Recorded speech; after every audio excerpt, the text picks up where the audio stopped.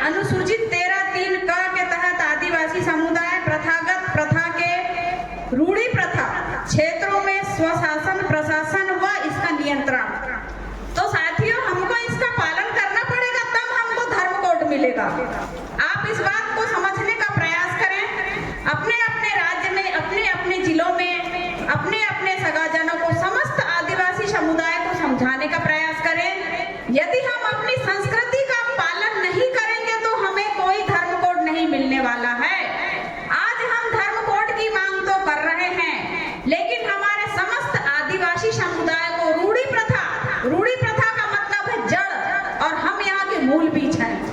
और यदि हमने उस रूढ़ी प्रथा का पालन नहीं किया तो कुछ नहीं मिलने वाला। रूढ़ी प्रथा के अंतर्गत है साथियों हमारी संस्कृति, हमारी सामाजिक व्यवस्था जो हमारे महापुरुषों ने बना के गई है। और हम यदि उस सामाजिक व्यवस्था को, हमारी संस्कृति को आत्मसात करेंगे तो हमारी पीढ़ी भी वही संस्कृति आत्मसात करेगी और आगे वही रूढ़ी प्रथा संस्कृति को लेकर चलेगी। तो साथियों, मेरा आप सभी लोगों से अपील है और हाथ जोड़कर विनम्र निवेदन है कि कृपया हम आदिवासी समुदाय अपनी सामाजिक व्यवस्था और अपनी ही संस्कृति में रहें। कल को जनगणना होगी तो आपसे संस्कृति पूछा जाएगा, आपकी सामाजिक व्यवस्था पूछी जाएगी। चूंकि वर्तमान स्थिति यह कह रही है कि सुप्रीम कोर्ट ने भी कह दिया है कि आदिवासी हिंदू नहीं है, लेकिन फिर भी हमको हिंदू बनाने का षड्यंत्र किया जा रहा है बहुत बड़े रूप में। शायद आप लोगों को जानकारी होगी, आप लोग न्यूज देखते हैं, चैनल देखते हैं, समाचार पत्र पढ़ते हैं। तो मेरा आप लोगों से यही विनम्र अपील है कि यदि हम सभी स्टेट के आदिवासी समुदाय के लोग धर्म कोड कॉलम की मांग कर रहे हैं तो हमारा धर्म कोड केवल एक ही होना चाहिए, ना कि हम अलग अलग धर्म कोड की मांग करें। और उसके साथ साथ हमको हमारे संस्कृति में रहने की जरूरत है।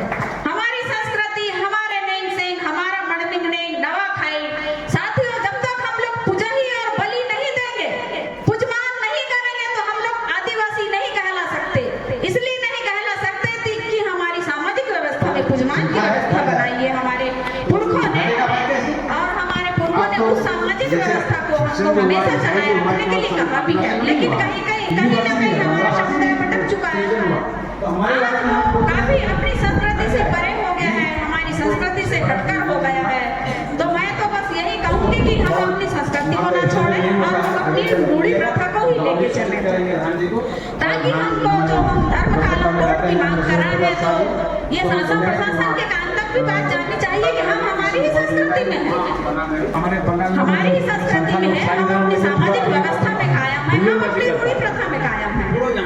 तब जाके कहीं शासन प्रशासन के कान में क्यों रहेंगे कि अन्यथा शासन तो यही चाह रही है कि हम हिंदू बन जाए और हमारा जो आरक्षण है संविधान के तहत, हमारे जो हक है, जो हमारे अधिकार है, वो हमारे अधिकार छीन लिए जाए। तो मेरा बस यही अपील है आप लोगों से कि हमारी सामाजिक व्यवस्था और संस्कृति में रहें और आप लोग अपने अपने स्टेट में जाकर अपने अपने जिले में, अपने अपने ब्लॉकों में हमारे पितृ शक्तियों को, मातृ शक्तियों को और युवा शक्तियों को समझाने का प्रयास करें कि हमारी संस्कृति ही हमको कायम रख सकती है और संस्कृति से ही हमको धर्म कोड मिल सकता है।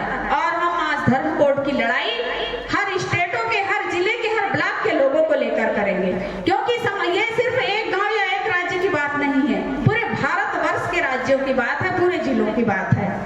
और साथियों, जहां तक हर इंसान कह रहा है कि पर्यावरण की सुरक्षा केवल आदिवासी ही कर सकता है, और स्वाभाविक है आदिवासी कर ही रहा है, क्योंकि वो जल जंगल जमीन में जाकर क्यों रहा, पेड़ पौधों को बचाने, जल जंगल जमीन को बचाने, पर्यावरण को बचाने। पर्यावरण है तो हम लोग जीवित हैं, ऑक्सीजन मिलेगा तो हम जीवित रहेंगे, अन्यथा हम लोगों का क्या, अदर लोगों का भी जीना संभव है, बगैर ऑक्सीजन के तो हर आदमी अधूरा है। तो साथियों, इतना कहने के बाद मैं अपनी वाणी को विराम देना चाहूंगी कि हम लोग अपनी सामाजिक व्यवस्था और अपनी ही संस्कृति में रहें, ताकि हमको धर्म कोड का कालम मिल सके। इसके बाद